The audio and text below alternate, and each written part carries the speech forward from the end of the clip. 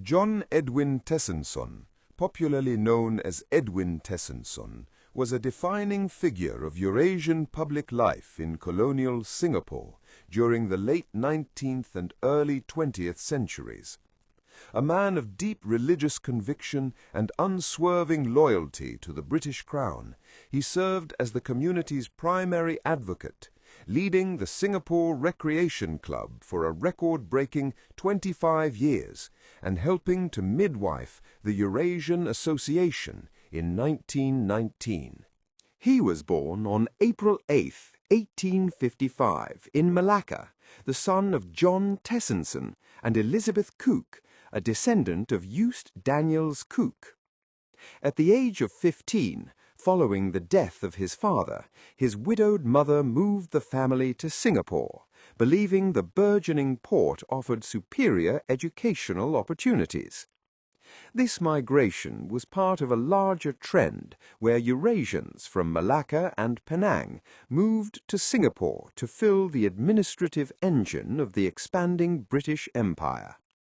Tessensohn's upbringing in Singapore's early English-language schools allowed him to acquire the linguistic and cultural tools necessary to thrive in the colonial hierarchy of the Straits settlement era. Tessensohn enjoyed a 49-year tenure with the British India Steam and Navigation Company, which served through their local agents, Bowstead and Company. He began as a clerk in Bowstead's shipping department, rising to the pivotal position of comprador, a role that required him to act as the primary intermediary between Western commercial interests and Asian clients. His expertise in shipping and trade established financial stability and cemented his reputation as a steady and responsible member of the mercantile class. His influence in the labor market extended beyond his own desk. In 1920, he helped establish the Clerical Union and served as its first vice president. This organization was essential for the Eurasian community, which was disproportionately represented in white-collar clerical roles that required high English literacy. Upon his retirement from Bowstead in 1921, he opened his own firm, Ed W. Tessensohn & Co., dealing in land, estate, and shipping commission agency. This move toward private enterprise in his later years signaled his desire for communal self-reliance, a theme he would frequently champion in his political speeches. If Bowstead was Tessensohn's professional home, the SRC was his spiritual and social headquarters. Having enjoyed cricket and tennis from a young age, he joined the SRC just 3 years after its 1883 founding and was elected president for the first of 4 non-consecutive terms in 1894. His 25-year presidency transformed the club into the premier organization of the Eurasian community.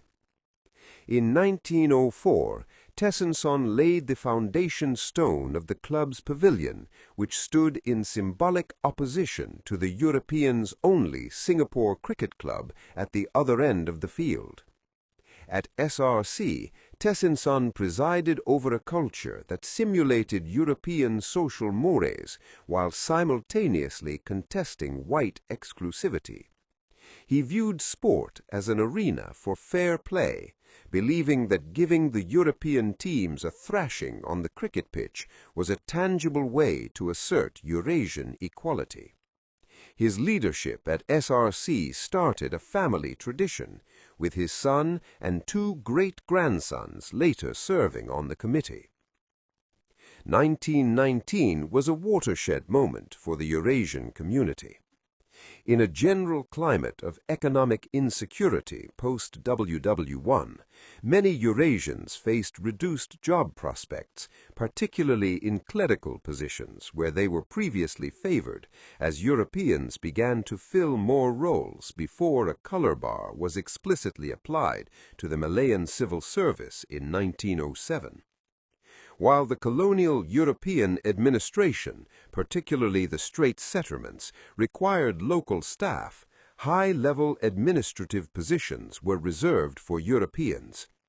The Eurasian community was being squeezed between the colonial European elite and an emerging educated and wealthy Asian class that was becoming more wary of colonial rule.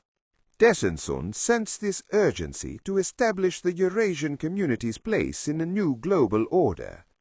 On June 5, 1919, he convened a mass meeting at St. Andrew's School Hall to form the Eurasian Association. These sentiments were echoed in Malaya, with Eurasian associations formed in Penang also in 1919 and Selangor in 1921 to promote the political, social, moral, and intellectual advancement of Eurasians. Tessensohn's philosophy was built on the motto, "Unity is strength." He worked tirelessly to dismantle the internal rift that divided Eurasians of different lineages, such as those of Dutch versus Portuguese and income classes, where elites were known as the Upper Ten. He was also a driving force behind the formation of the Eurasian Company of the Singapore Volunteer Corps in 1918. After years of being rebuffed by authorities who only wanted Eurasians to serve as military clerks, Tessensohn helped secure the right for his community to enlist as soldiers on equal terms with Europeans. He resided on Sophia Road, a location that would become a hub for the Eurasian Literary Association's intellectual pursuits, and he was often found on the Padang or sports field, where he strove to prove that Eurasians were the sporting and moral equals of their white counterparts. In 1923, Tessensohn was nominated by the governor as the first Eurasian member of the Straits Settlement's Legislative Council. His appointment was a dedicated Eurasian voice in the colony's senior-most representative body. In the council, he was a vocal critic of the colour bar in the civil service. He served as a municipal commissioner starting in 1915, sat on the Rent Assessment Board, and was a Justice of the Peace from 1922. He was also a devout Catholic and a warden of the Cathedral of the Good Shepherd. He was also the Vice President of the Boy Scouts Association and a patron of the Portuguese Amateur Dramatic Company, ensuring that Eurasian identity was expressed in every corner of civic life. Edwin Tessensohn died at Singapore General Hospital on September 26, 1926, at the age of 71, and was buried at Bidadari Cemetery. Earlier that year, he had been named an officer of the Order of the British Empire, though he passed away before he could be formally invested. His eldest son, who succeeded him on the municipal council, received the insignia from the governor on his behalf a year later. In his memory, a road north of Little India was named Tessensohn Road after him, and in 2001 he was honoured as one of the country's pioneers on a set of Singaporean postage stamps.